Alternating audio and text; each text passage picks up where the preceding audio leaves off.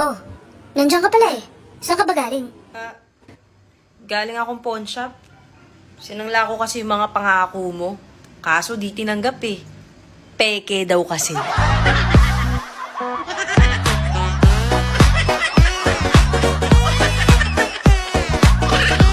Yo! Kaya ba galit na galit ka sa akin before? Kasi para kang basketball player na bangko. Hindi ka makascore? Ako? Plastic? Kailan? Saan? Paano ako naging ikaw?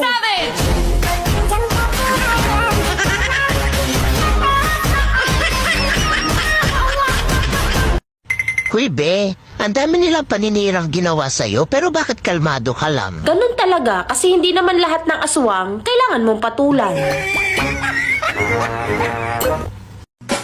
Akala ko may something na kami. Something wrong pala.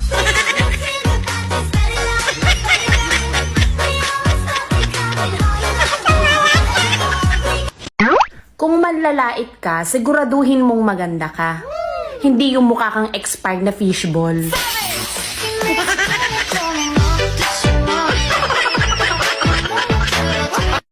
Ako? Plastic? Kailan? Saan? Paano ako naging ikaw?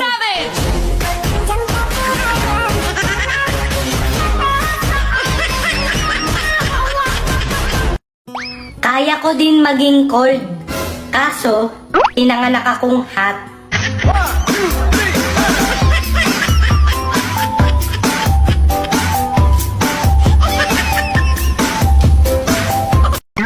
Nabaliw man ako sa'yo noon. Sorry. Nalipasan lang ako ng gutom.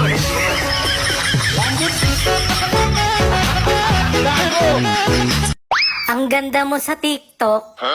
May lahi ka, no? Yes po.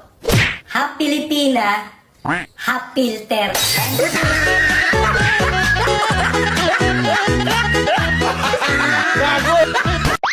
Alam kong hindi ako maganda sa personal.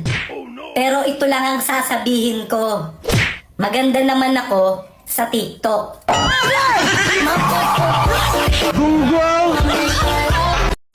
Ang hilig mo magpaawa na akala mo, ikaw yung biktima. Pero ang totoo, ikaw yung demonyeta. Alam mo, ikaw ang susi ng puso ko. Oh, talaga? Sino yung kasama mo kanina? Duplicate.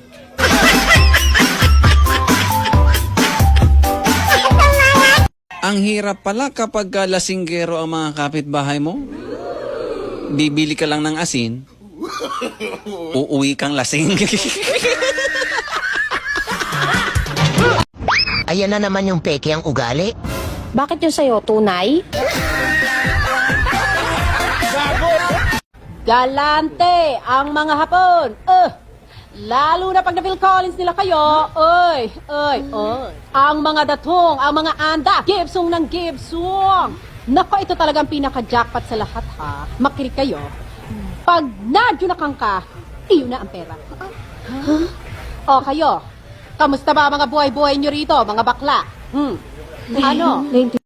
Alam nyo, kung nabibili lang ang talino, naku, bobo pa rin ako. Wala akong pera eh. Simunto ito.